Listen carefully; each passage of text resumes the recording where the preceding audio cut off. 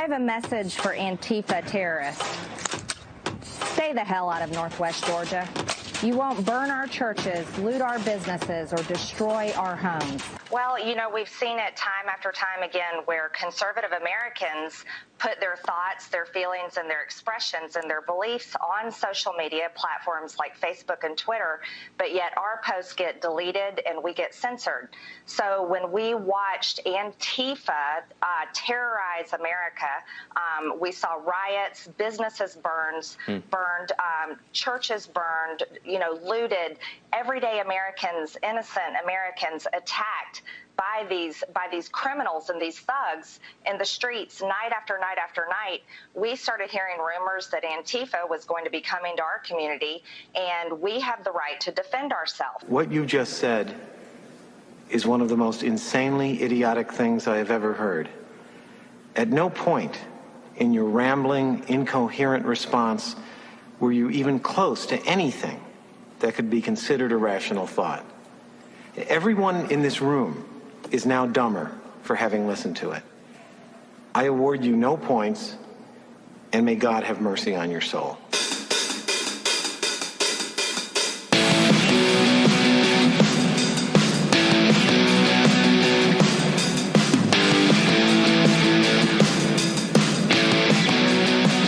And now live from Australia, from the palatial yet not overly ostentatious Bill Show Studios, it's time for the Bill Show Politics This Week. And now, here are your hosts, Bill and Randy.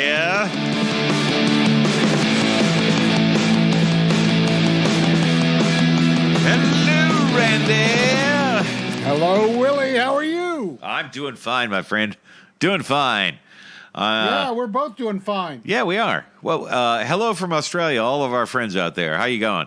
Yeah. Hello, listener. Yeah, hello, listener. Hey, listen, we've been kind of busy. We're in lockdown, Randy. We're in lockdown. We're just again. coming out of a 5-day snap lockdown. This was called within 24 hours. Level 4 masks, no travel, only 4 reasons you can leave the home. Yeah. And Australians are kind of used to this now. Yeah, we grumbled and grizzled, but we did it. And we had no more infections for a couple of days. So now we can wake up again. We can go back. And that's why Australia, I think, has had fewer than 1,000 deaths out of 26 million people. You know, about 15% of the United States, but we've only had 1,000 deaths. Yeah. It's because we jumped on it hard with both feet. That's right. Yeah. And America is left with Trump's legacy, which is 450,000 deaths. 250,000 deaths. By the way, FYI, mass murderer. Fucking murderer. 450,000, and they reckon 40% of that, which is 200,000. Yeah. Is directly, this is in the Lancet magazine, so this has been decided by doctors. 40% of the deaths in America by COVID are directly attributable to President Trump. And he wasn't, he was just really, by the way, they didn't vote to impeach him over lesser shit, which is just the death of 4 people when they invaded the Capitol. Well, it's up to 6 now if you count the suicides of the guards. Oh, Christ. It just gets worse and worse. Ladies and gentlemen, it has been a fantastically busy couple of weeks.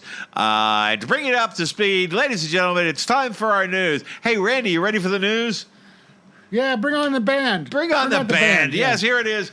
News theme, ladies and gentlemen, please. Here we go. Spare no expense. Well, we had another refreshing couple of weeks with no tweets or whining from the executive branch.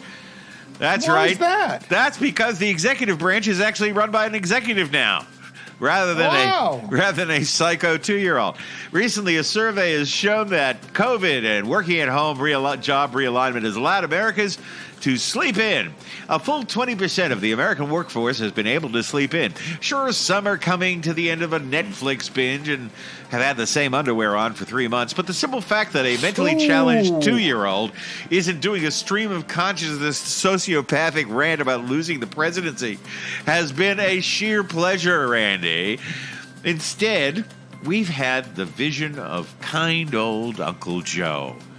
He's been on television. Yeah, God knows. He's been on television covering his heart, saluting the flag, and looking meaningfully into our eyes for about 4 weeks now, 5 weeks. The videos of Joe have been warm, comforting, and well-produced. It's as if you crossed Mr. Rogers with a cryogenically frozen 80-year-old Tom Hanks, a tub of vanilla yogurt, and an ad for life insurance. The TV equivalent of giving the country 12 Ambien and 600 million glasses of Chardonnay. And if you get a little tipsy, it's okay. Joe only drinks prune juice and Metamucil, so he'll be glad to drive you home. But, stop being ageist. That is. But that's not to say that Joe hasn't been busy.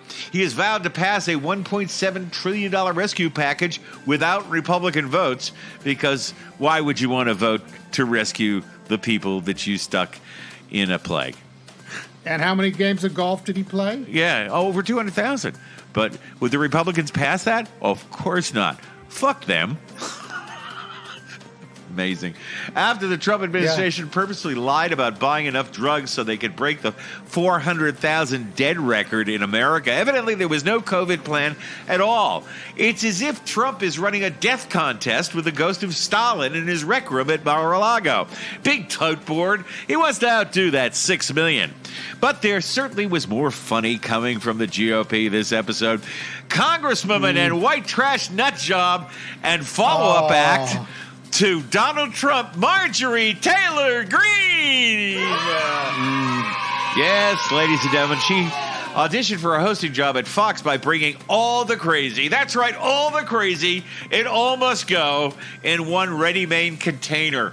Yes, school shootings were staged. We should assassinate Nancy Pelosi. And California wildfires were caused by orbiting Jewish space lasers. I know. Oh, God, she and found... they're controlled. They're controlled from a back room at Schwartz Deli. That's right. Oh, there are pedophilias in the pizza fucking shops and shit. At this point, SAG and AFTRA comedy writers have announced their permanent retirement. When the news is funnier, when the news is funnier than SNL, we have come to the end times, they said, and the Lord God is actually Andy Kaufman sitting at the corner table, and the universe is a skanky LA comedy club that waters down the drinks. Yes, folks, we are God's stand-up comics, and like the real world, we don't get paid. Speaking of comics that do get paid, newly elected chicken fried tree stump and football coach Tommy Tuberville. I love saying that name. Tommy Tuberville. Yes, that's his fucking name. Tommy Tuberville. Tupperware? I think they're just making these names up. I'm waiting for the GOP to start making fake names for the moron meat puppets they elect from the South. I'd like to hear Mo from The Simpsons calling out, Senator Seymour Butts!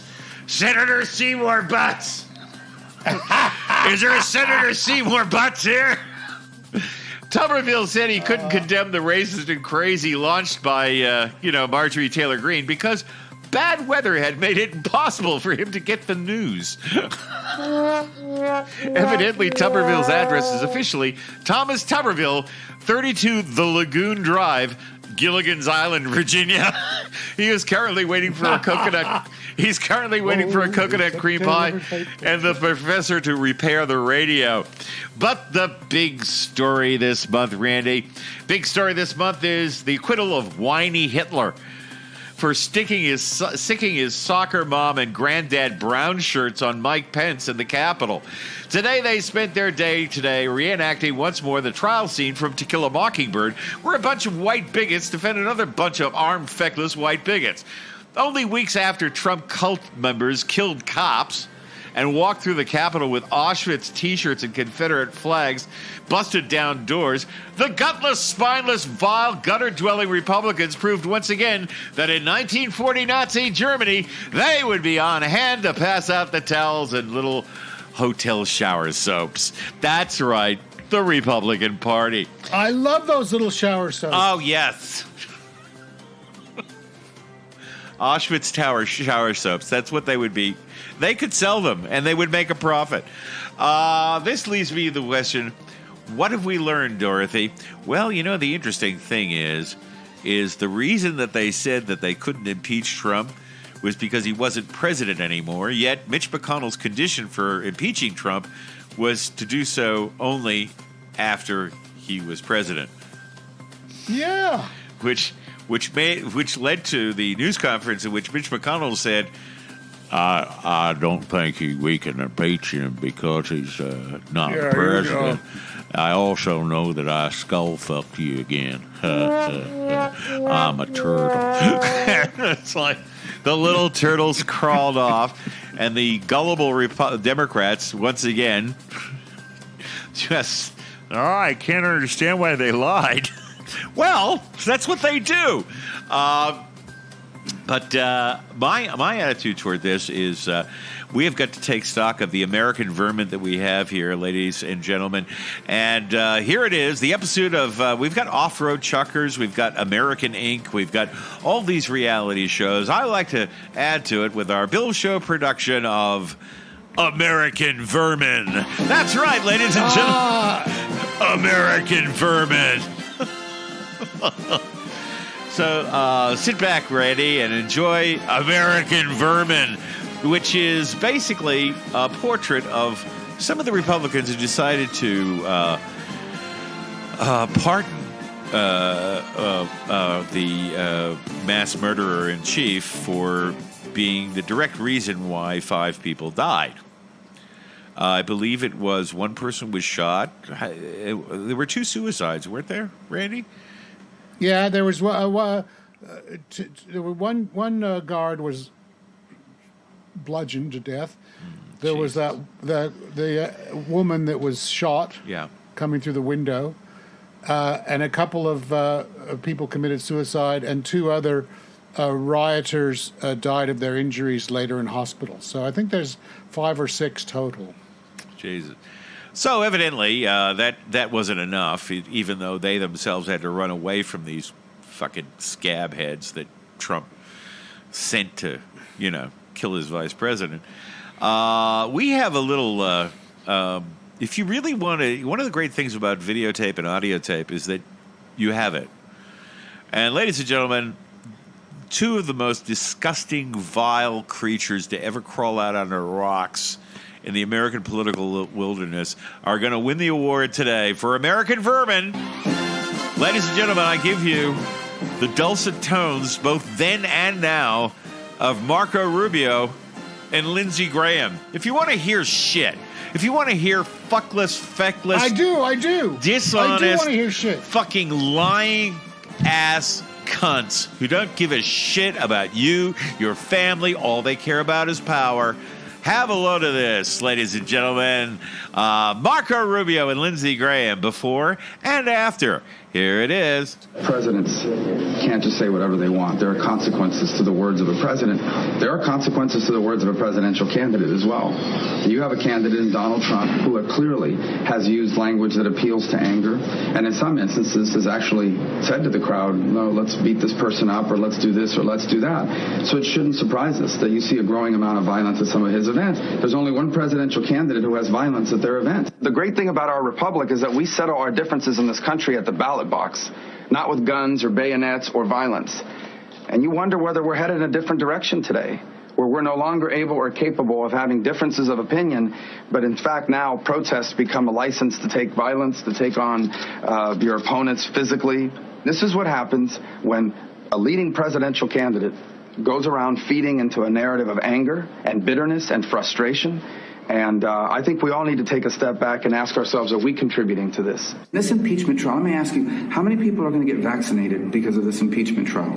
None. How many people are going to find a job because of this impeachment trial? None. How many people are going to be helped to put their kids back in school because of this impeachment trial? None. We are going to spend a week focused on something that is not going to help anyone with the thing that matters in this country the most right now. And that's a terrible thing. That's a waste of our time. What is your reaction to hearing what Donald Trump says? I'm disgusted. Well, I want to talk to the Trump supporters for a minute. I don't know who you are, and I don't know why you like this guy.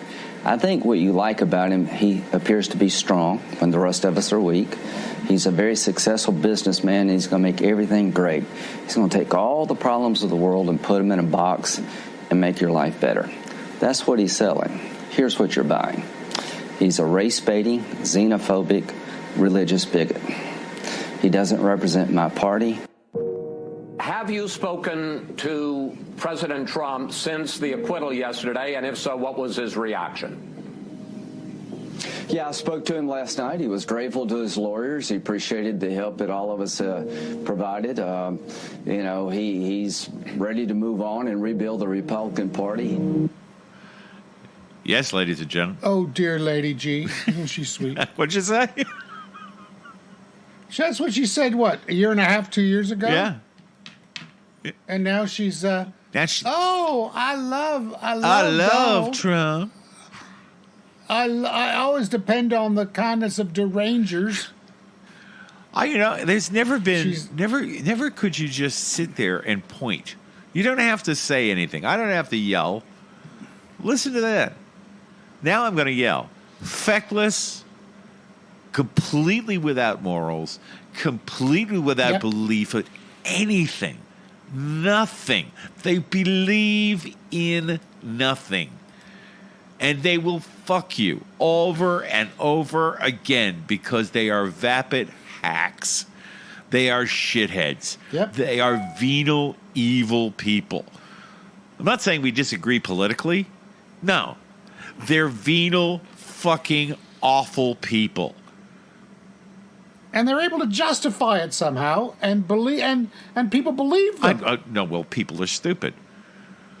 People are just fucking stupid. No one has the courage to sit there and just say, well, these people are not the fucking... A lot of people say it, but it's true.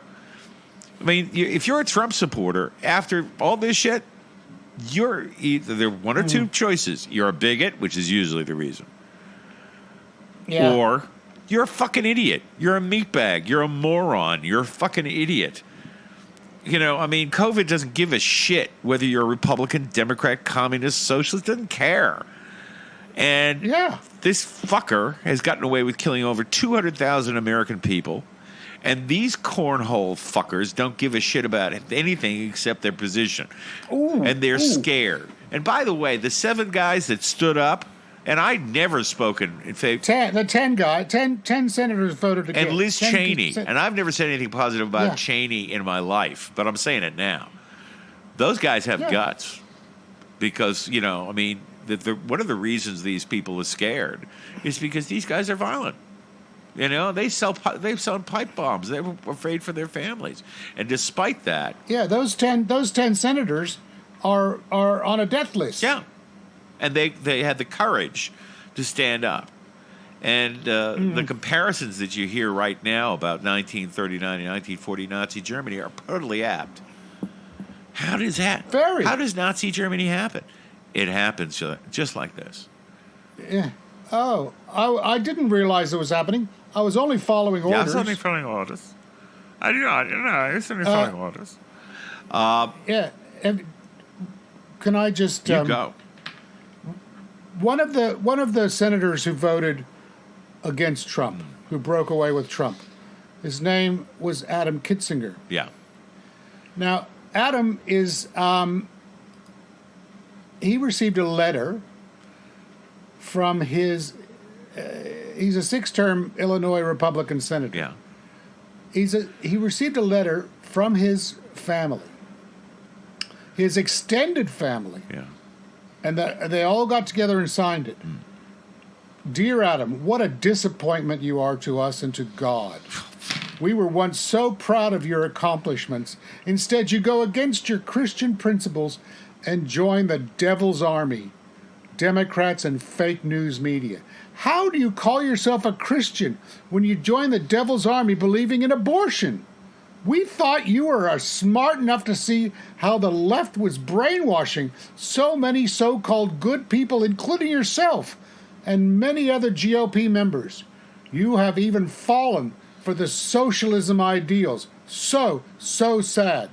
President Trump is not perfect, but neither are you or any of us for that matter. It is not for us to judge or be judged.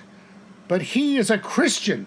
If God could forgive and use King David in the Bible, he can do the same. He can do the same with President Trump. Franklin Graham, Robert Jeffries, just to name a few, many pastors who mentor President Trump know that he is a believer.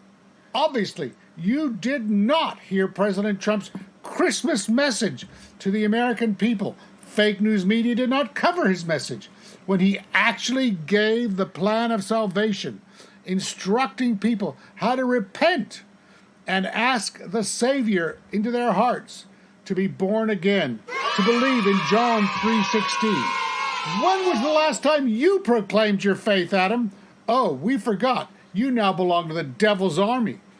You won't convince us otherwise with your horrible, rude accusations of President Trump! Exclamation point.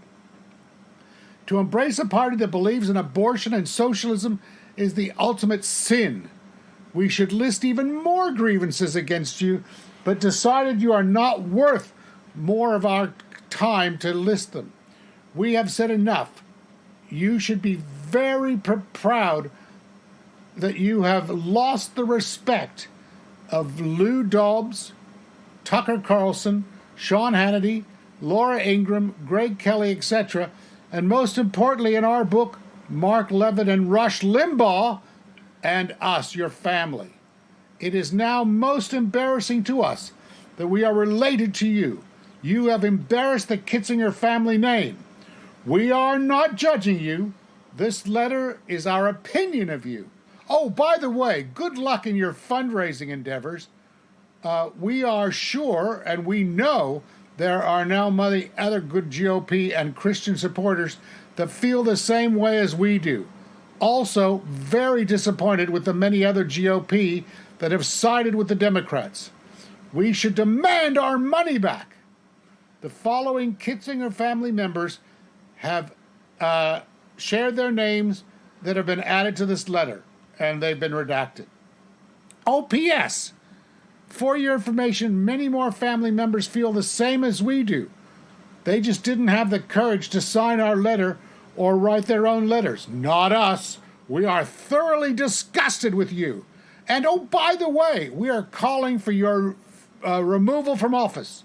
I have received numerous calls concerning your actions and egregious behavior towards the President of the United States, Donald J. Trump. Carbon copy many conservative Republicans. PPS, President Trump has done more for the American people in 4 years than the rhinos something and Democrats have done in years. That's the end. Yeah. And what is the name? What is the name of the family? What's the name of the family? Well, it's his name is Adam Kitzinger. Okay, it's the Kitzinger family. Adam, I got a response for you. Okay, here it is. Here it is. Dear family, eat my. Oh no! Ouch! You dumb fucks. Seriously, Adam. Let me talk to Adam. Adam, camera 3. Darling, let me tell you, this is the best thing you ever did. Because imagine actually spending an entire 4-hour or 5-hour Thanksgiving with that collection of racist fucking meatbags and Christians. I love them. Christians. We're Christians. Oh, fuck you. You know, Jesus would never stop throwing up around you people. You're baiting me, man. You're just baiting me. No, I'm not. I really felt that letter was important to read. Oh, man. I would view it as a badge of honor to tell you to go fuck yourself. I would advertise it. And this is why I don't go back to America. I'd be dead. I really would. I'd be dead. Some asshole at a bar would just fucking kill me because I just cannot sit around that shit. I just can't. I'm gonna send an email to Adam Kitzinger. Good. Saying congratulations. Congratulations on finding better people to hang around with, Adam. Because your family are just a bunch of cunts. That's what they are. They're a bunch of fucking cunts. I won't say that. I won't say that. Well, no, say that. I've gone the C route, really, and that's what they are. That's exactly what they are. They're a bunch of vile, mean, judgmental, ignorant, stupid, dumb as a fucking post cunts. Thank you. Try the veal. I'm here all week. Try the communion. Doesn't take long for me to find my bad language when faced with jag-off bullshit like that. It's okay. It's okay, Willie. It's okay. Now, listen. There is a thing I wanted to bring up before what do you want to bring up before you bring up your lunch? Bring up my lunch. I'll bring up my lunch. There is one good thing that we can say that's happened, by the way. Yeah. Fox News has been sued for its coverage. Smartmatic accused Rupert Murdoch's network of promoting false narrative in the 2020 election that damaged the company.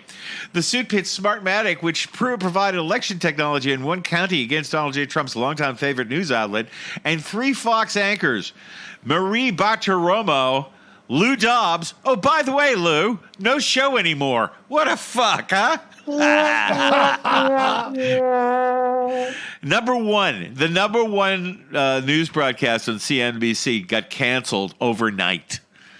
Number one. And they canceled him. And Jeanine Pirro, we can only fucking hope. Oh, not Judge Jeanine. Here comes the judge. Here comes Hitler's the judge. psycho soccer mom. Yeah. A trial could reveal how much Mr. Trump's media backers sought to cast doubt on the election. Filed in New York State Supreme Court, Smartmatic is going after Rupert for $2.7 billion, ladies. In addition, he's got him behind the cushions in the couch. In addition to Mr. Murdoch's Fox Corporation, Fox News, and the 3-star anchors, it targets, wait for it, Rudy Giuliani. He doesn't have any money. He's not getting paid for any of his legal work either. And Trump doesn't have any money. And Melania we're has done nothing. with him. Sidney Powell, lawyer, who made the case for election fraud as frequent guests on Fox programs while representing Trump, they're going to be in court. And you may have not managed to get yourself impeached, but here are the civil investigations Trump faces now. And believe me, oh yes. New York, the New York Attorney General Letitia James, Democrat, that's right, baby, is pursuing a civil investigation into whether the Trump Organization misrepresented its assets to secure bank loans and tax benefits. Oh, you mean lying? Yeah, I've heard that. Yeah, fraud. Yeah, they did. The assets in question include a sprawling estate in upstate New York and a golf club outside of Los Angeles. A New York Supreme Court judge last month ordered the Trump Organization to turn over documents as part of its probe. A spokesperson for James's office told Reuters earlier this month that the organization complied with the ruling.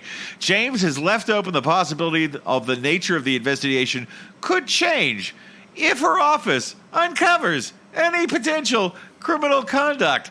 I think you're gonna. There is a possibility that there might be a criminal probe similar to that which is currently being conducted. Basically, we're talking major fraud. We're talking 10, 20 years in jail. Oh, yeah. Mm-hmm. Hey, Donny, you're my little puppy now. You're my little puppy now. Bubba's waiting. Anyway, listen, that's about all the time for me. I'm going to let you get on with Randy's rant right after this message, ladies and gentlemen. Haven't I been ranting? You have been ranting very well. And we're going to be back in a moment. We're going to play you a little of my favorite guy, Randy Rainbow, which, Randy brought Randy's in. Great. That's probably the best satire I've listened to over this time. And then we'll be back with Randy's rant. We'll be with you in just one moment, guys. Bye. Hey, friends. I've got a question for you. Are they trying to terrorize our mindset?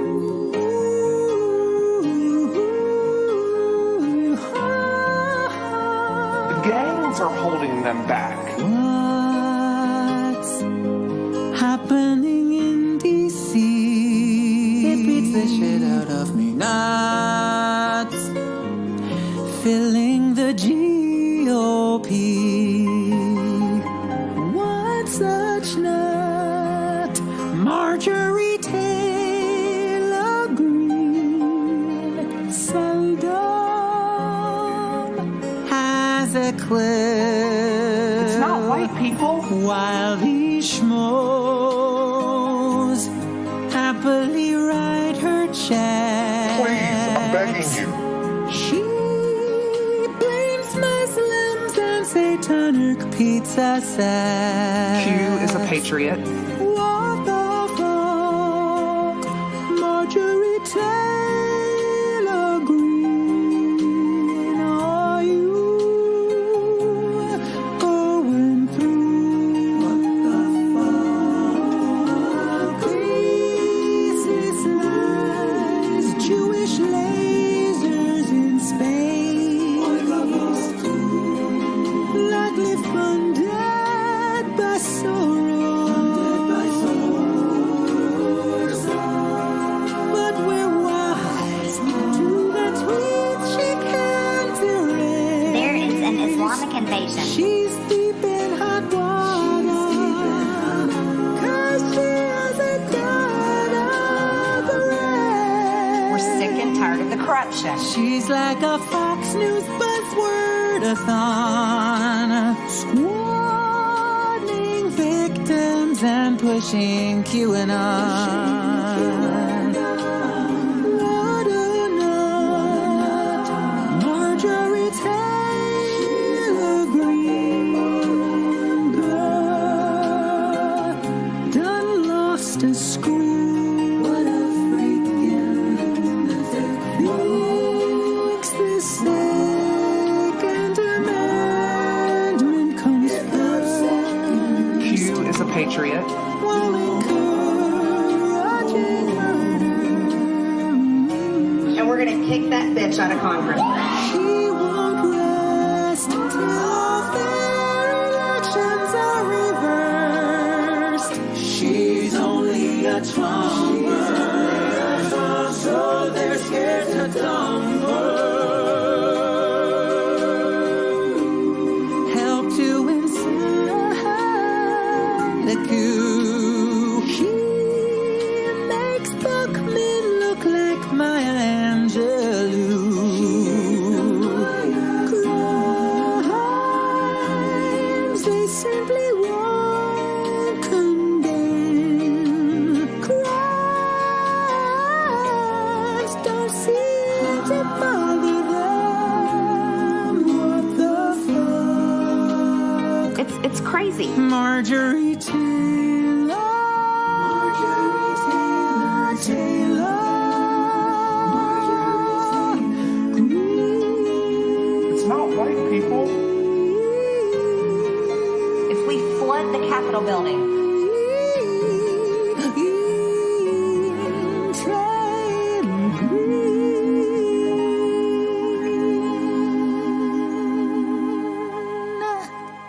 Q is a patriot. And you is an idiot.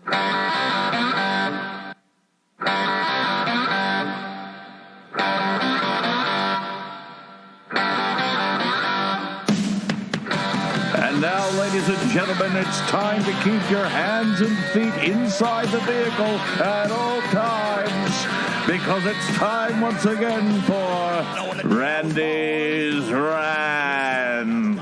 Hello, Randy. Da-da-da-da-da-da. Yeah. I do a lap dance for you, Bill, but I don't think you'd ever walk again.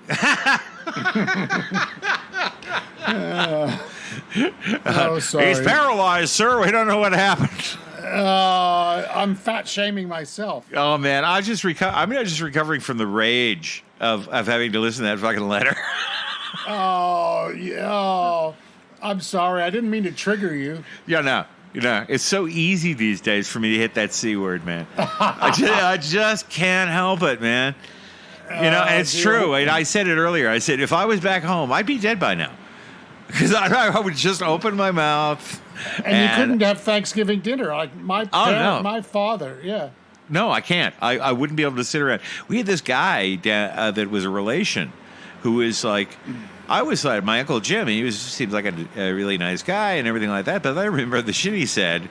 And he just didn't like the colored folk. It was like my Russian Jewish grandfather, same thing. Oh, they all came up here to Oakland from the South and took all our jobs and bought all our buildings, and no one ever considers how they got wrong. No one ever considers how they got in the South to begin with. We kidnapped them and killed them all, and then those that we didn't kill and rape, we made them work to support the Southern economy. I don't know. If there's a balance sheet, I think you get away kind of clean. What's that? I'm gonna trigger you again now. Oh God, here we go. Yeah. I've got a clip here. It was actually a letter or a sermon from a North Carolina pastor, and I thought I would read this because I wasn't just going to publish it on my my page or anything. So I've read this out, and I think you will enjoy it. Okay, this is you read this. Where'd you pick this up? Huh? Yeah. Where'd you pick it up? Gospel According to Randy. Gospel According to Randy, written by somebody else. Yeah. But I introduced him and everything in the. He just nailed it. In the he just nailed it. Yeah, right? I'm not going to steal his credit. No. Or his thunder. Yeah. Okay, so ladies and gentlemen, push the button. I'll push the button, Max. Here it is. Gospel on Randy's rant. 70% of white evangelicals voted for Donald Trump, the same number that voted for George W. Bush. These are the powerful words of a Christian pastor from North Carolina named John Pavlovitz. Dear white evangelicals, I need to tell you something. People have had it with you. They're done. They want nothing to do with you any longer, and here's why. They see your hypocrisy, your inconsistency, your incredibly selective mercy, and your thinly veiled supremacy. For 8 years, they watched you relentlessly demonize a black president, a man faithfully married for 26 years, a doting father and husband without a hint of moral scandal or the slightest whiff of infidelity. They watched you deny his personal faith convictions, argue his birthplace, and assail his character, all without cause or evidence. They saw you brandish scriptures to malign him and use the laziest racial stereotypes in criticizing him. And through it all, white evangelicals, you never once suggested that God placed him where he was. You never publicly offered prayers for him and his family. You never welcomed him to your Christian universities. You never gave him the benefit of the doubt in any instance. You never spoke of offering him forgiveness or mercy. Your evangelists never publicly thanked God for his leadership. Your pastors never took to the pulpit to offer solidarity with him. You never made any effort to affirm his humanity or show the love of Jesus to him in any quantifiable measure.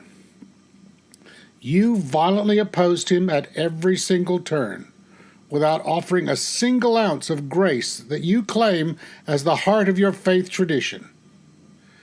You jettisoned Jesus as you dispense damnation on him.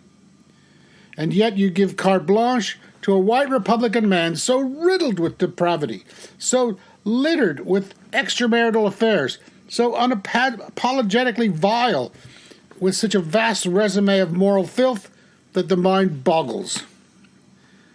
And the change in you is unmistakable. It has been an astonishing conversion to behold, a being born again.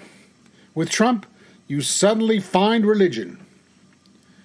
With Trump, you're now willing to offer full absolution. With Trump, all is forgiven without repentance or admission. With Trump, you're suddenly able to see some invisible, deeply buried heart. With Trump, sin has become unimportant, compassion no longer a requirement.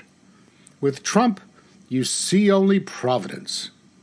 And what evangelicals, all those people who have had it with you, they see it all clearly.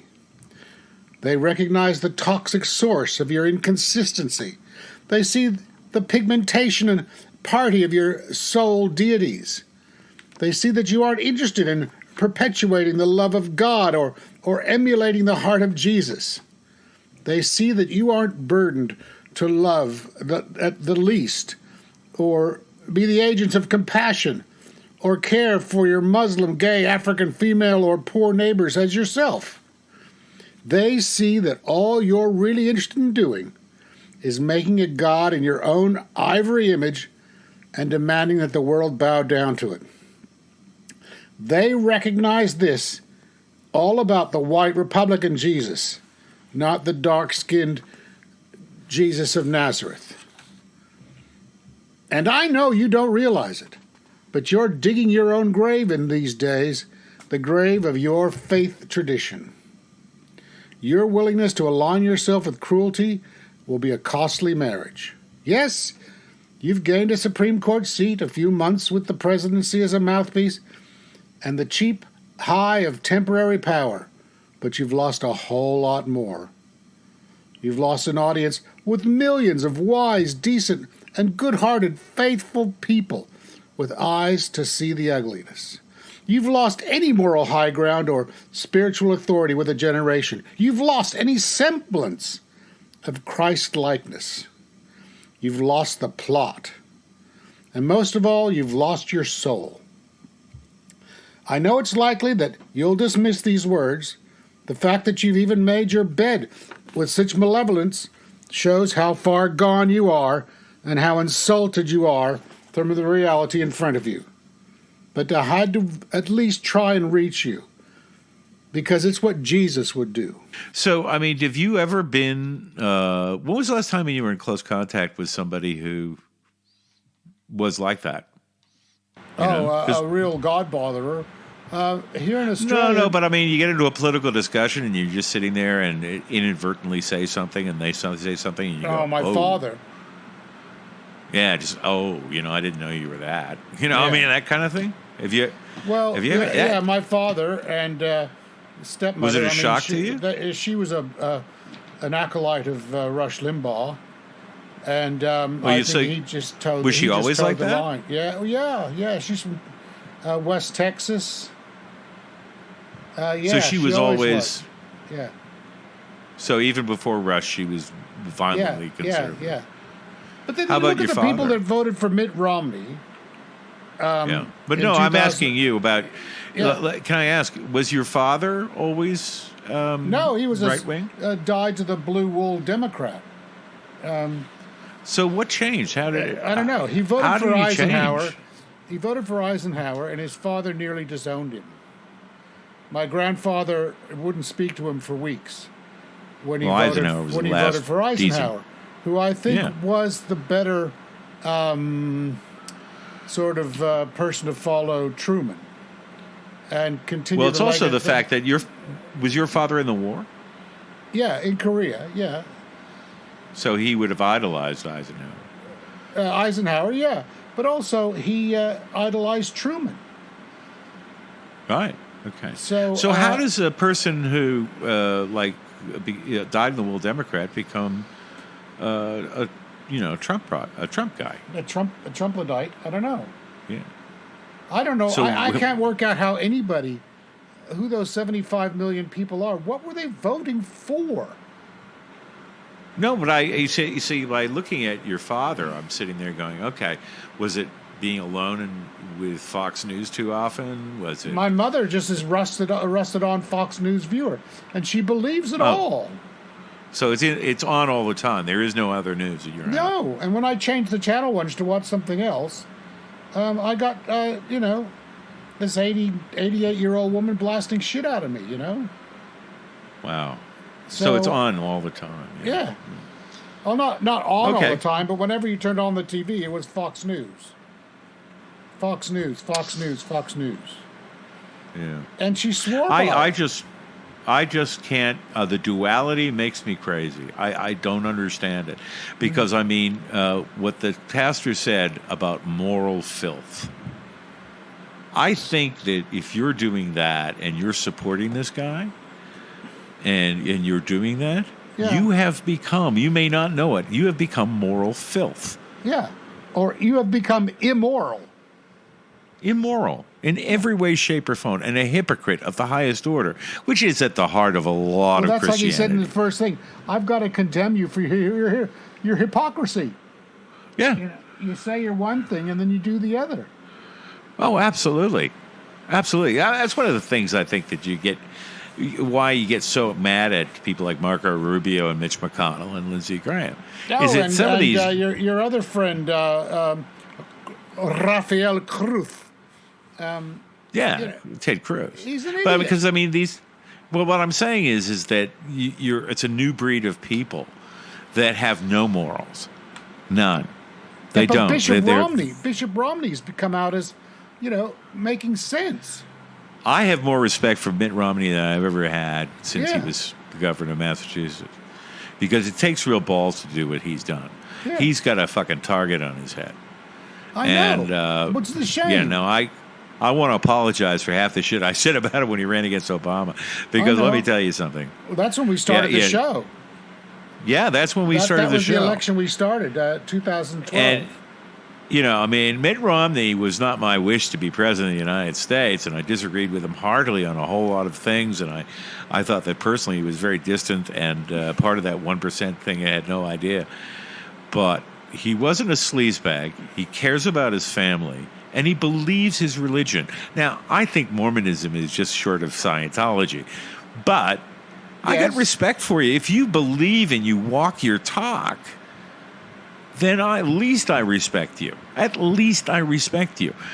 When you look at people like Mitch McConnell and Ted Cruz and these guys, they are beneath contempt because they don't even believe the shit they say. Trump has taken a shot at Mitch McConnell for being a political hack. Trump called him a political hack 4 hours ago. He is. It's crazy. Well, no, fuck you, Mitch, because if you are the one who prepped this whole thing for him to get off in the first place. Exactly. And now you try to and then right after you skullfuck any possibility of making sure that this, fucking ziphead doesn't get his hands on any kind of power at all in America again. You rig it so that he can. So that we can. And then in the very same day you go, well, I also like to say that at heart I agree with y'all.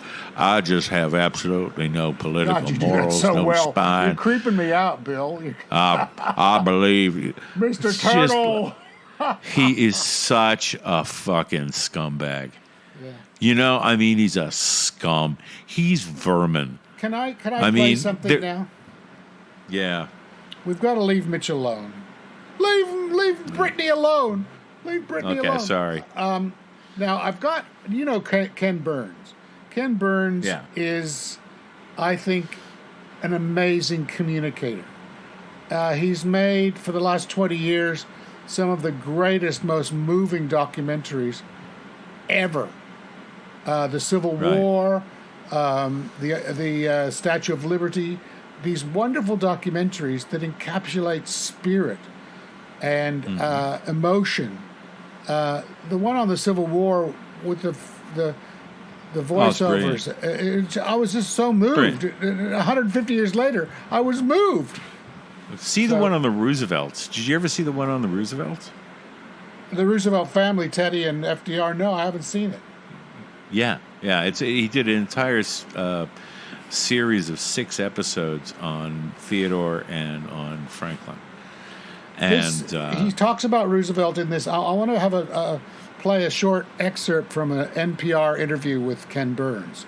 He actually presents really well.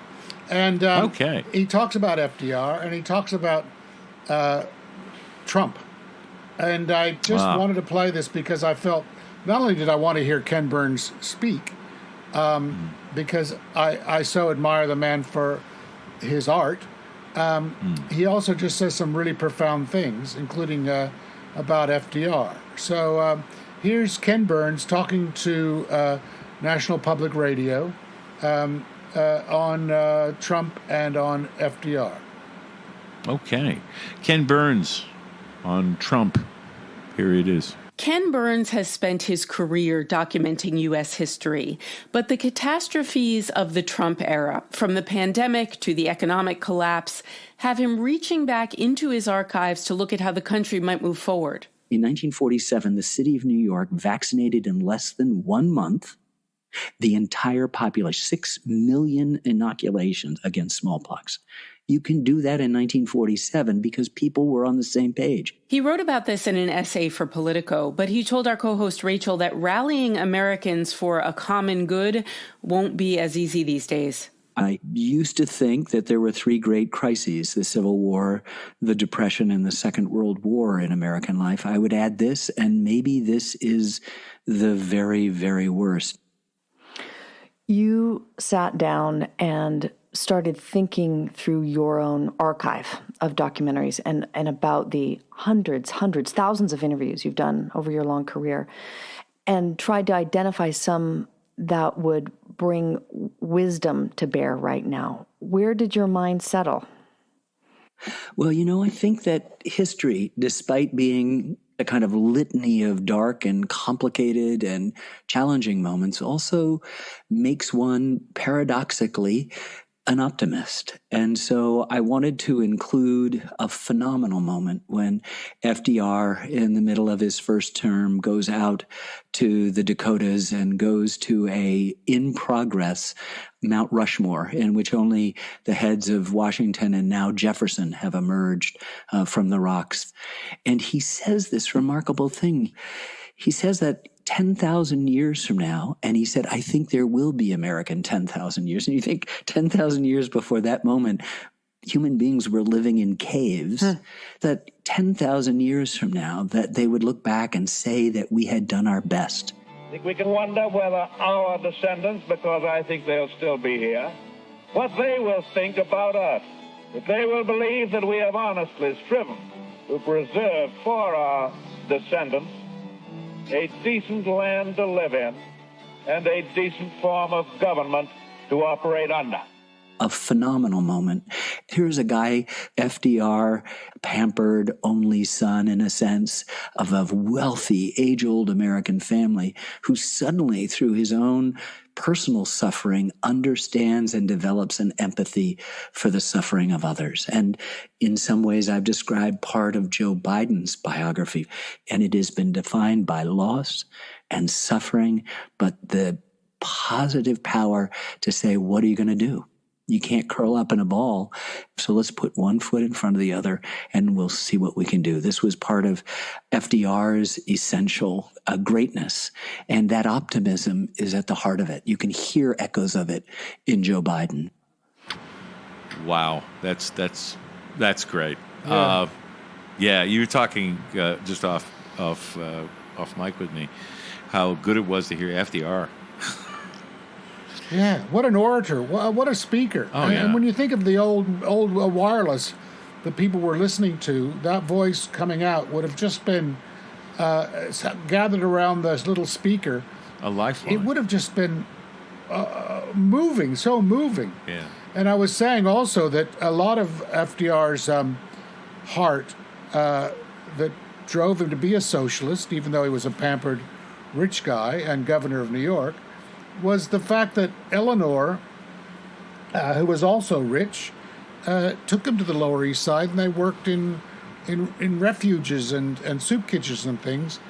and it affected him. And when he became president, he a lot of his things were developed from Eleanor's conscience work with him. Yeah.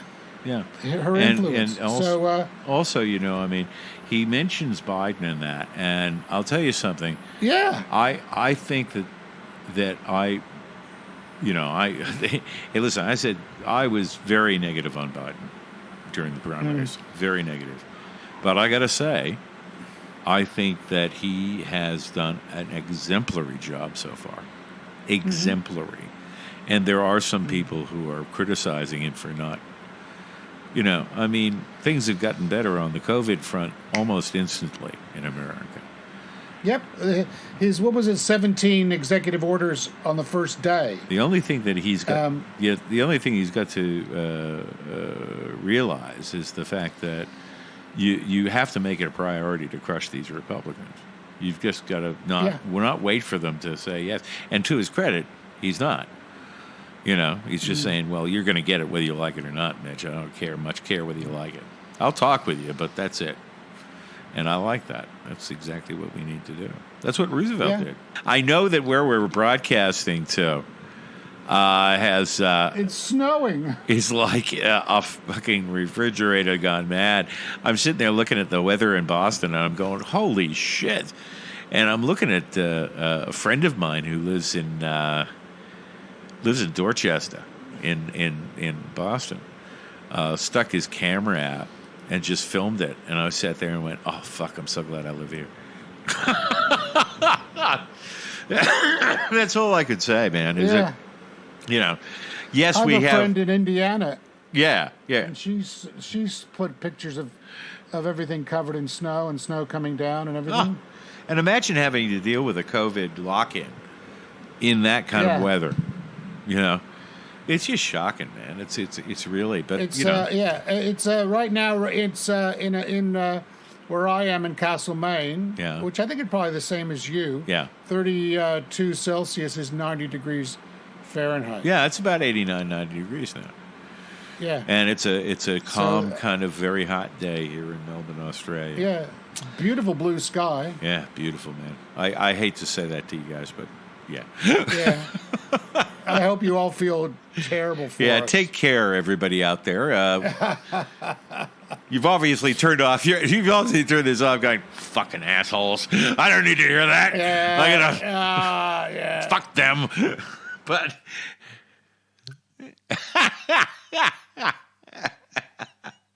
hey, listen, I got a lot of friends there, and I love them, dearly, and all. At least you still got them. And too. all our friends on this broadcast who listen to us, and we thank you for listening to. We're going to be setting up. Share it with your friends. Yeah, share with a friend. We're going to be setting up finally a Patreon button. Patreon button. Yeah, because we've been doing sponsorships through Podbean and it hasn't worked, and we're just going to put the hat out for the podcast. We've been doing it for 7 years, and it's something. It's really great for us. We love doing it. There are expenses every now and then, and if you like the podcast, you might think about throwing us a few bucks. But I'll let you know when that happens. A few bucks a month. Yeah. Yeah. I'll let you know when it happens, and if you like it, great. Then think of us.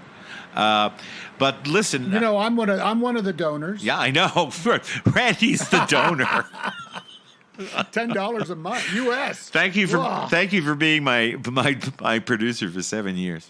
Yeah, you probably just buy kibble for Bernie Sanders, the socialist dog. I buy. Oh, thanks a lot. Feed Bernie Sanders, ladies and gentlemen. He's the socialist dog here in Melbourne, Australia. He's a little schnoodle. I'll show.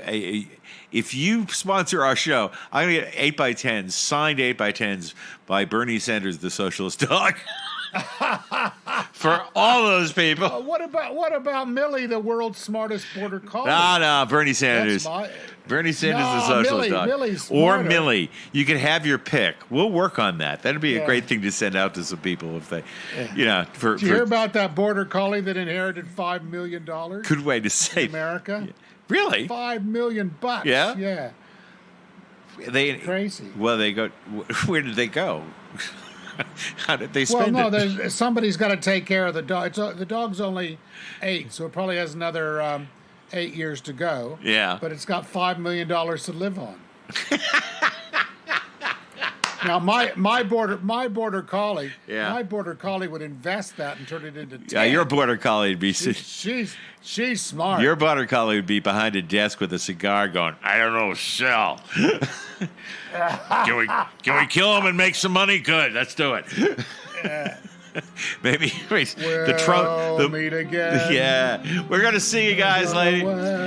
We'll talk to you soon. Bye-bye. Have a good night, folks, or a good day. We love you. Bye-bye. See you, Billy. Bye-bye.